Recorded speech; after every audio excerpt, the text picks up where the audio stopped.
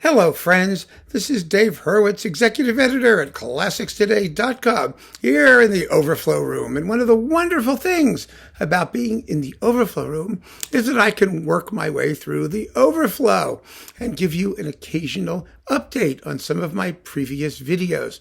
And that's what I propose to do right now. This is really fascinating because, I wish I could remember everything I have, and I usually do. Remember, I did a little talk on cataloging. I generally know what I have, and I generally know pretty much where it is. But there are times where I don't remember, and there are times when I don't know where I put something, because when you've got two collections in two totally different areas, the location is an issue. And unless you have everything on a computer database and you're willing to say, well, it's in location A versus location B, rather than it exists, you're kind of stuck. And so I am, and frankly, it doesn't bother me a bit. So I have five discs and four different composers that we're going to talk about. Now, the first is the splendid Norwegian composer, Eivind Groven. Remember him? Eivind Groven? I do hope that you had an opportunity to listen to that splendid Naxos CD containing his two first symphonies. Well, he only wrote two, but his two symphonies, they are exquisite, beautiful works in the Norwegian folk tradition, inspired by that in the same way that Vaughan Williams' music was. They're very beautiful. And they have been recorded before, as I mentioned at the time. And one of the best earlier recordings, was this one on the BIS label. And I just wanted to mention it to you because the couplings are different and they may be of more interest to you. First, you get the Hjalar Overture. I don't know how you pronounce this. It's HJALAR-LJOD. Probably Hjalar, something like that. The Overture, it's lovely. Symphony number 1, which is Towards the Mountains, which we talked about. And then the Norwegian Symphonic Dances number 1. And finally, Norwegian Symphonic Dances number 2, which is also called something else. And that something else is Yes, that's as far as I'm going in Norwegian. That's probably as far as I dare go. FALDFAEKYIR. Faldafekir. Never mind. It's a beautiful disc. Oh, pardon. It's a beautiful disc. Here it is. Eivind Groven. It's on BIS. And it's well worth hearing if you started collecting him, because now you realize he really knew what he was doing. And he was a wonderful composer. So let us consider that. Let me get comfy here. Hang on a second. You like the new t-shirt? I really like these. We're going to be doing a bunch of stylistic adjustments as time goes on the way to hopefully beginning to market these things to you, my beloved listeners. I can hardly wait to see you all wearing them. Anyway, I'm getting rid of this. Bang. There we go. Now, in my talk on symphonies in C major, many of you mentioned other ones. For example, Kodai's Symphony, which is quite lovely. And there are a bunch of other ones that I didn't talk about because, as you know, I try and restrict these talks to a reasonable length and to a reasonably representative sample of what we're doing. And that doesn't mean that there aren't others, and it doesn't mean that they aren't splendid. And, and the fact that I don't mention them doesn't mean they don't exist or that they're not good or that you shouldn't hear them or that, none of that. None of that's true. You have to make a list. You have to draw the line. And I have to keep things. I want to keep things to a somewhat manageable length. I mean, you could blab on endlessly about this stuff, right? So, Balakirev, one of you mentioned the Symphony in C, Balakirev's first symphony. It's a terrific symphony. It's unquestionably one of the great Russian symphonies. And he's sitting here. I wanted to mention this because it's tremendous. This was Karajan. It's mono, Karajan and the Philharmonia on EMI. This is coupled with Roussel's fourth, two of Karajan's most interesting recordings of music that he never remade for Deutsche Grammophon and never even remade in stereo. And it's such a shame that he didn't, because these are wonderful performances. And the mono sound is perfectly acceptable. I love the Balakirev First Symphony. It's a bright, colorful, melodic, surprisingly, given its origins, well-constructed symphony. I mean, the finale is just terrific. I love the ending. You know, the ending where the strings are going chugga chugga chugga chugga chugga chugga chugga chugga chugga chugga. Oh, it's just so exciting, and motile. What's the word? It moves. It doesn't bog down like so many symphonies do, especially Russian ones. They have a tendency to have finale issues. Not this one. Balakirev's two symphonies, actually, both of them are quite lovely, although the second is kind of a retread of the first in many respects. But it's great music, and I recommend it to you with all possible enthusiasm. Next, the talk about Sibelius's Fourth Symphony. The fourth, I got a surprising amount of really enthusiastic commentary. I'm very grateful to all you guys. I mean, one of the wonderful things about doing this is I know that there is no piece of music too recondite or difficult for you guys not to chime in about and give me your opinion. And the Sibelius Fourth had some really insightful things said about it. But there were two other performances I wanted to mention. Just one of them I just love and I just didn't talk about. And the other I just think is fascinating and it's worth considering if you can still find it, which is a big if. So the one I just love is Gibson, because his Sibelius is wonderful. Absolutely wonderful. And I was trying in that talk on Sibelius's Fourth not to just rehash all of the versions from all of the cycles that we've already discussed and try and bring some new names into the mix, which meant I had to leave some out. But this is an update talk. I don't have to leave anything out. So I want to mention Gibson because Gibson was just such a great Sibelian. And more than that, although the playing is not 100% perfect, the strings are a little fallible here and there and whatnot, the sonics are so gorgeous. The Chandos sonics for this cycle are just luminous, and they're marvelous in this symphony because it really reveals all the light and shade built into Sibelius's orchestration. They're wonderful performances and just a joy to listen to, even if the music itself is as grim and desolate as anything Sibelius ever wrote.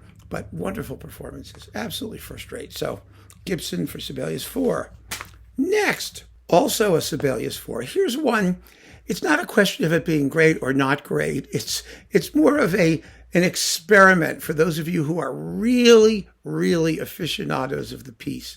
And it's one that I just think really says something interesting about one of the great Sibelius interpreters, and that's Pavel Berglund. Now, he recorded at least 3 complete Sibelius cycles, plus there are other performances floating around. Really, I mean, nobody needed to do that, let's face it. And when he came along and did his last Sibelius cycle, which is with the Chamber Orchestra of Europe, that automatically tells you something. That, first of all, it's with a chamber orchestra. Second of all, it's on the Finlandia label, Finlandia Records, which is now Warner. Whether or not it will ever reappear or what they're doing with it, I have no idea at this point.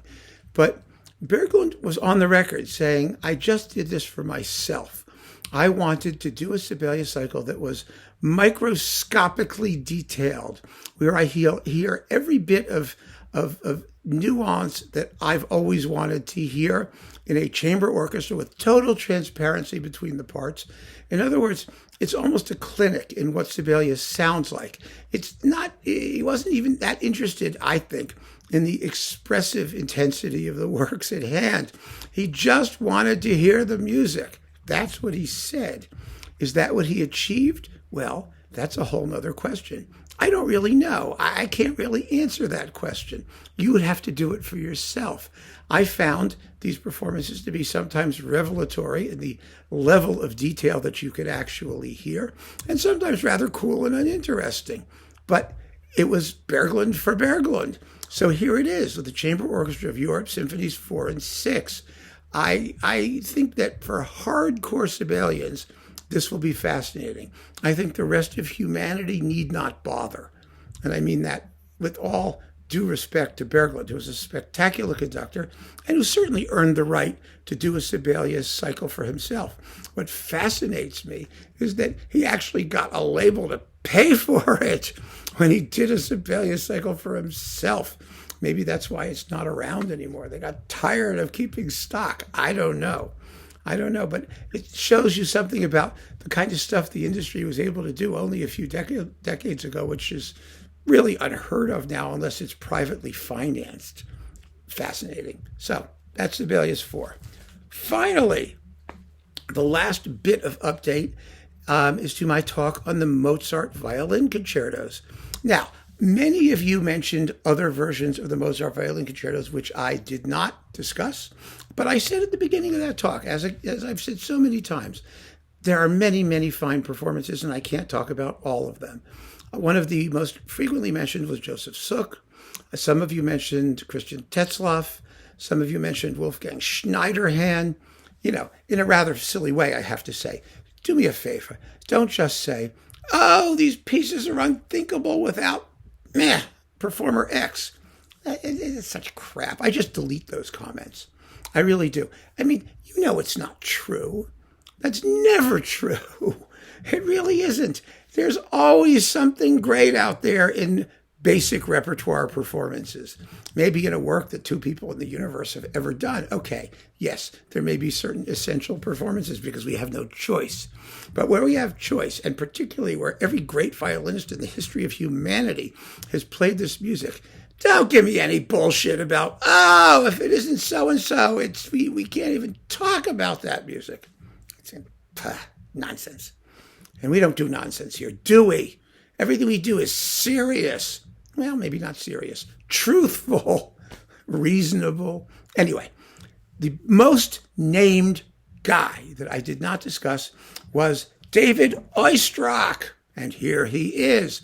Not with the concertos. This is with the Symphonia Concertante with David and Igor, and the Berlin Philharmonic, which was led by David Oistrakh, and also the Concertone, the Concertoni, and the Adagio K261 and the Rondo K269. And they are wonderful. I mean, first of all, their Symphonia Concertante. I mean, this is like, yes. It's fabulous. And they did it twice. They did one with Peter Maag, too, on Decca. So, you know, you're spoiled for choice. You can have a couple of them. But Oistrakh was, of course, fabulous, absolutely fabulous in the Mozart piano concertos, as he was in most of the things he did. They're wonderful, stylish, rich, romantic performances of wonderful, stylish, rich, romantic music. Frankly, yes, they are. They're gorgeous. But the problem with mentioning Oistrakh that I had is that they're very hard to source right now. You go and get them. There was a big Oistrakh box on Warner. It's out of print. There is no set of Mozart piano concertos by Oistrakh that's currently available that I saw. Now, I could be wrong. You may have a source for them. I don't. I don't see it. And if I can't see something being reasonably available, then I usually will not mention it, even though I may like it very much. And I'm not questioning the superiority of Oistrakh as a violinist or as a Mozart violinist. But I just want you to understand that we are all digging around in what we have in our collections, right, according to our own filing systems. And we may have these, and you're right to mention them. I like it when you mention them in the comments because I do want these things to be out there. I do want people to have the opportunity to see what other versions there may be that I didn't mention. But my goal, my personal goal, is to try and talk about performances that you as listeners would have a reasonable opportunity of hearing if you can find a source for them. And I don't want it to make you absolutely crazy. So sometimes please just understand, I know that they're out there and they're marvelous, but if you can't get them, then it seems to me kind of pointless. And fortunately, this industry being what it is, they'll all be back eventually, and then I'll get a chance to talk about them anyway. I have no doubt about that. As you see, they'll be in another box of something someday. I'm sure the Oistrakh box will pop up again in due course if it's not there already. But it really is just so complicated trying to figure out what to do. And when I assemble these things, I do my best to try and pull out things which are either so unique I have to talk about them, or at least you should be able to have a reasonable chance of finding a source for them. That doesn't cost $969.12, which seems to be the going price for everything on Amazon these days. I don't understand that at all. So those, my friends, are the latest updates. I hope I was able here to fill in some of the gaps, acknowledge the righteousness of many of your comments and observations, and just keep on listening. Thank you so much for joining me. Take care.